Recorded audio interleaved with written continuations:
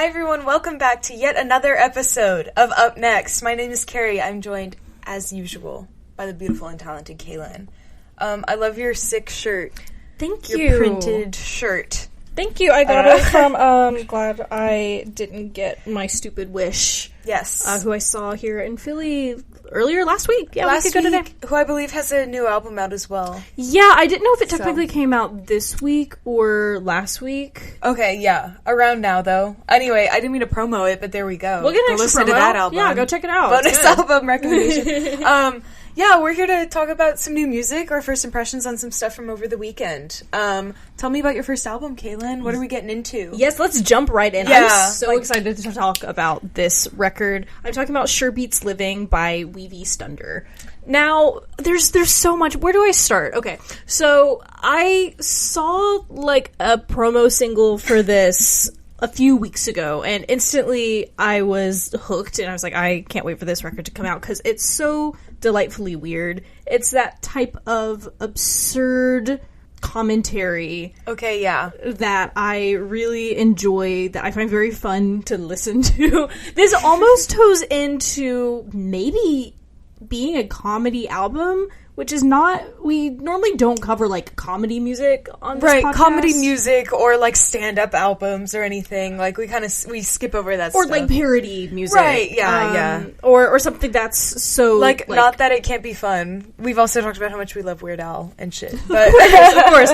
And this toes into that a little bit. A lot of it is electronic music with spoken word. Yeah. That's really, like, the vast majority of the album. So it's not that out of the realm of what we would normally talk about. But I feel like what they do with it, there's with those bare elements, yes, really packs a punch. Yes, yeah. There's a lot of Foley on this album. There's a lot of sort of ASMR-y They bits. are speaking to an idea and then with sound reflecting it. Sound sculpture is happening here. Really interesting. I played you a track on here, and your instant reaction was, "Oh, 100 gecs enabled this." Yeah. So if you're a fan of, like, the sillier 100 gecs stuff, then definitely check out this one. There's a track on here that is a list of their rejected album titles that they almost named the album.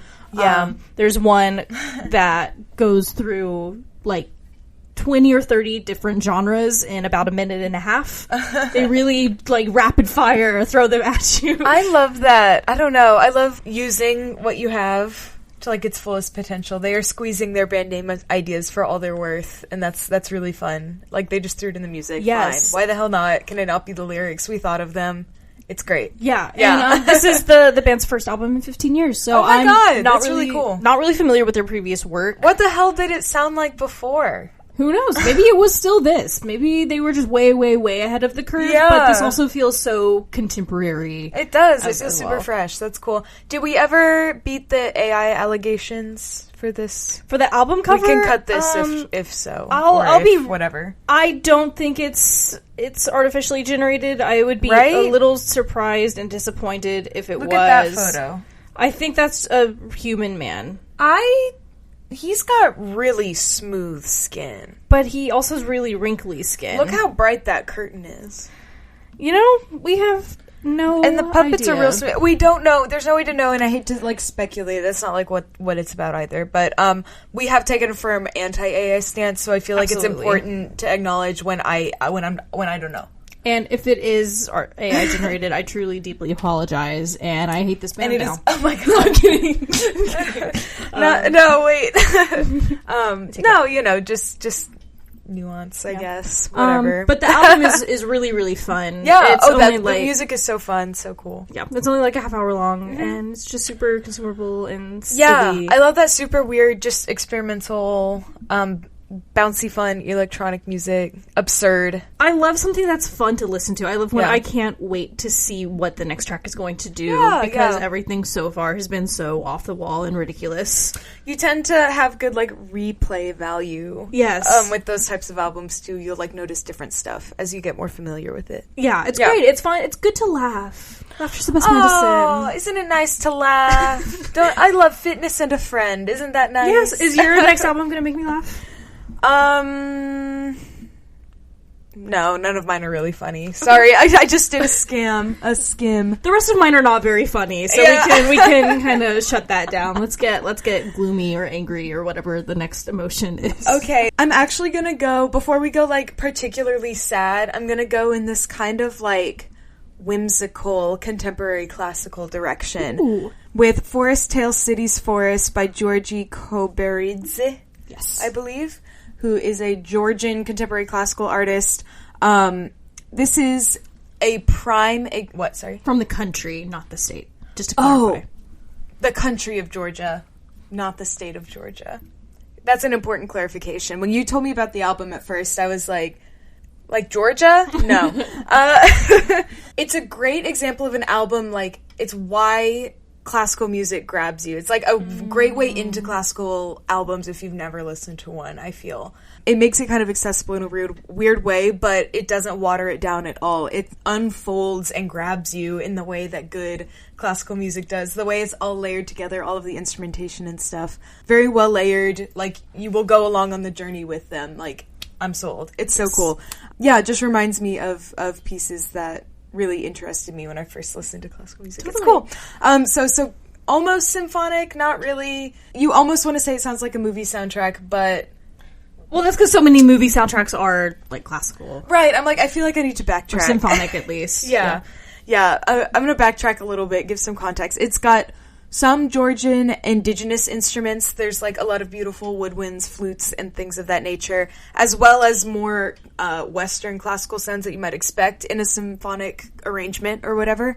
But it also has weird, squidgy electronics that give it, like, a big sense of depth, and I think gives it that, like, headphone on the bus listenability, even if you're not into classical music. Because it is also, like, carefully produced and extremely creative. So yeah, and then that sort of ties into the movie soundtrack comment where I'm like, this, like, folk music, this indigenous Georgian music is, like, older than movies. Like, this is a form of storytelling. It's, like, fable-y and, like, in a way. It's really cool. Yeah. Yes, that folklore element definitely comes through in the overall vibe of the album. And I love that it's not just classical the way that, you know, it's not, like, just Chopin or Beethoven or whatever. Because it does have that, like, Georgian influence. It's a unique sound. It's like, there's stuff that, like, grabs you and, like, can grab anyone who's sitting down to listen to it. Yeah, it's stuff that I'm not super familiar with, so it's a fun introduction to Georgian culture. Yeah, it's super fun. I don't know in depth a lot of the, like, cultural touchstones or stories or anything. I think it's instrumental. I don't know if there's lyrics at all. So, but, you know, cool. It's super cool. Fun pick. Yeah, super fun. Okay, we can do our downers now. Well, this one is still pretty upbeat. I'm talking about God's World by Manslaughter 777. This band is a collaborative project between Lee Buford from The Body and a few other bands kind of in that scene, and Zach Jones, who's in MSC and more bands as well. Who's really just in, like, one band. That's very true. People are multidisciplinary in their bands. Oh my god. And that's great. Yes. So... I want you... Okay, sorry. If you're watching this, I want you to comment below and tell me if you find this music to be uplifting. I thought this was fun, because I often listen to The Body. I'm like, I wish they would play this at the club. Yes. And that's actually a great point. They could play at the club. I feel like this could be played at the club. It's so cool. It's so, how else to say it? Balls to the wall, if you will. Yeah, it is really hard to pinpoint exactly where this falls in, but it's a lot more danceable than either of these two musicians typically go towards. Yeah. So it takes some influence from, like, techno, some influence from house. There's a little bit of R&B in here. There's some dub and breakbeat stuff. So it is really not something that we normally hear from these artists. But I love that all my favorite, like, pop and dance music, it has to be an amuse-bouche like that. You know, it always is. Yeah. Yeah, there's a note here from Zach who says, sonically, this is maybe the craziest record I've ever worked on. Oh my god. And I just wanted to have tracks that people could play at parties. That's really exciting. Like, it's literally party music for your goth friends, your gearheads, your... Let's go. Yeah, it's great. It's what are y'all doing this weekend? Yeah, let's do it. Yeah, bump this. It's great. Your maybe album of the summer. Is this it? Did they drop the clubbing the apocalyptic club beats? We just might have found it to throw ass to. Thank you, Manslaughter 777. Manslaughter 777. Check it out.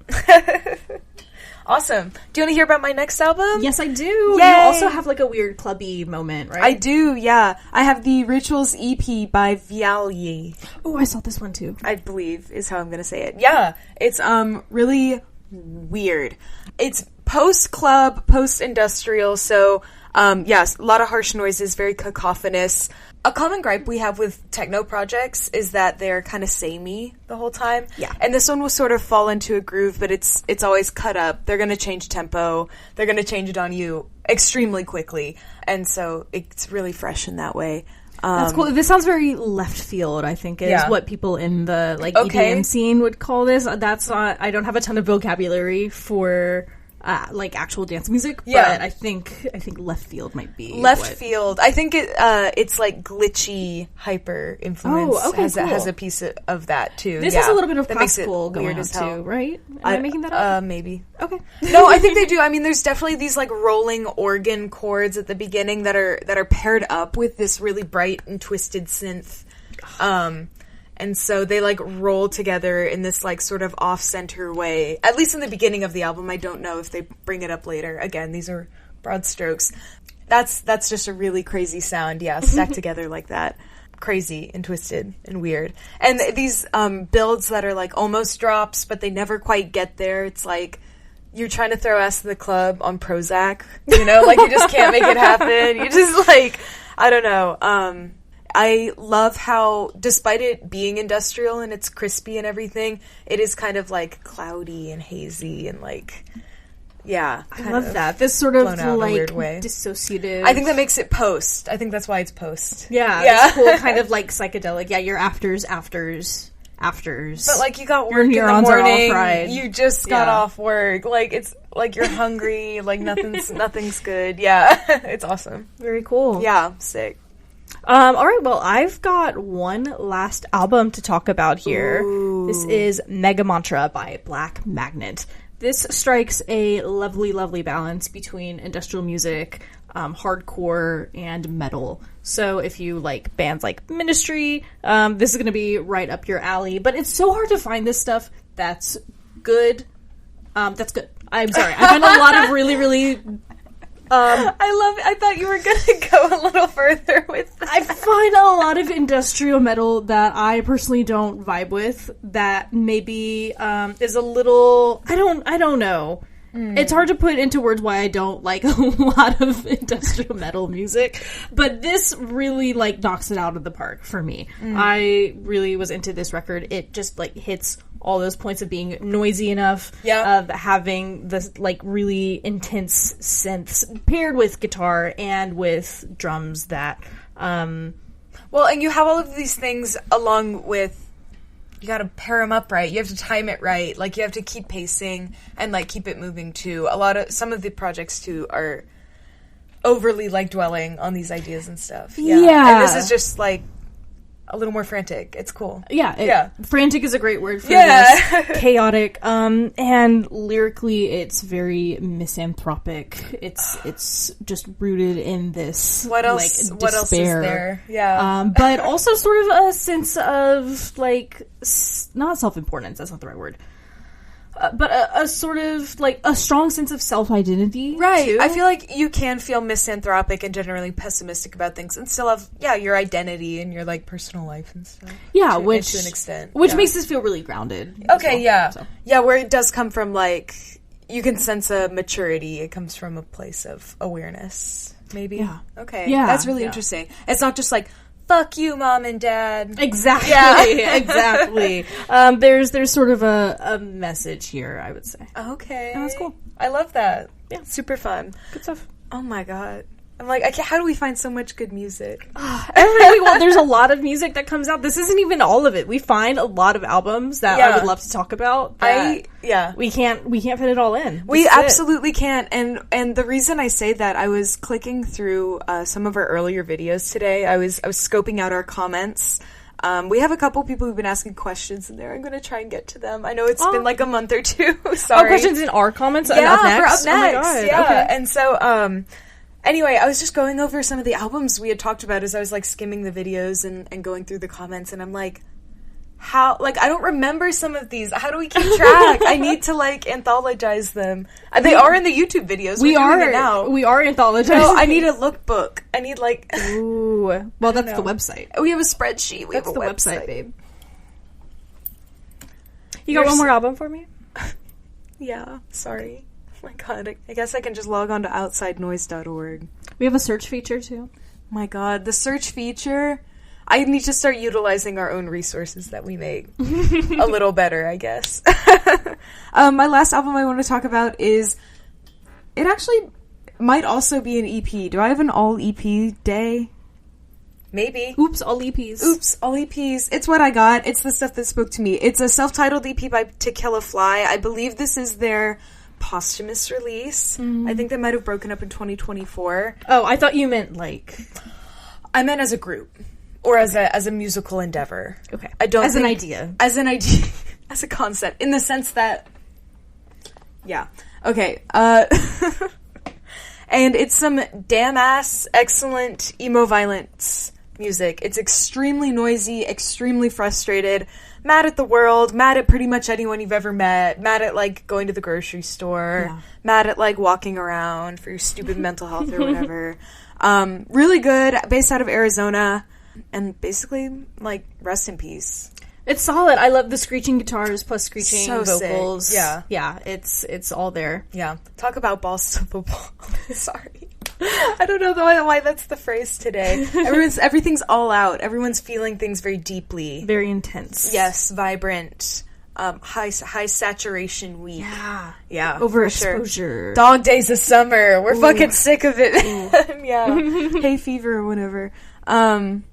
Okay, yeah. Sick. Great. That's Tokillafly. I mean, there's not much to say about it besides it's really, really fantastic emo violence, and you should listen to it. Well, I think I will. That's my advice. I think I will. How do you feel after this, like, lunch break up next? We don't normally record midday like this. I feel good. I'm not looking forward to going back to work, but I must go back to work. But first, Carrie, what are you looking forward to this week? Oh my God. Do you have anything going on? Before I get to this week's looking forward to, I need to acknowledge last week's looking forward to's, because both of the things we mentioned, neither of us went to either of those events. Those did not come to fruition, unfortunately. I don't remember. It was the bingo, and it was something else. We didn't even mention the flea market that we did. We were both at the Richmond Street Flea Market yesterday, I don't Sunday. know if there's going to be a picture. All day long? Well, I'll put a picture there. Yeah. We don't do it every single month, but, you know, maybe catch us in September. Even if we're not vending, we're usually going to attend the flea. I'll be there physically. Yeah, but sometimes we'll have tapes. Or a table. Anyway, so that happened on Sunday. That was fabulous. That's going to be my retroactive thing from last week. Because we didn't go to bingo, and then the other thing that we said also didn't happen, whatever the hell that was. What am I excited about this week? I got a volleyball game tonight. I'm excited about that. Hell yeah. I think you say volleyball every week. Which is so valid. You can be excited for volleyball every week. Oh, isn't it kind of sweet? It's my, like, weekly thing, you know? I get to, like, do it and play sport and run around and make friends. That's wonderful. Isn't that nice? Yeah. You get to go play catch, basically. It's basic. Well, if you catch it, you get in trouble. You're really not supposed to. You really don't want to catch it. Not, like, while it's in play, no. You're playing ball with your friends. I'm playing ball with my friends, and that's really fun. You're playing toss. You're tossing it. I'm playing volleyball. I'm volleying. Yeah, for sure. And so that's fun. I also have a game on Wednesday, but that's hard. It's in the sand. Ooh, the sand is hard. I've played it for a few weeks now, and it's still hard. It's like moving through mud. It's like, but it's sand. But it's, God forbid it drizzle a little bit. It's the worst. I think the first week the sand was like a little wet. It's like, no. A little moist. But listen, then it doesn't like shift as bad. Low key, there's like a little grip. Wait, so is it easier or harder? Like both.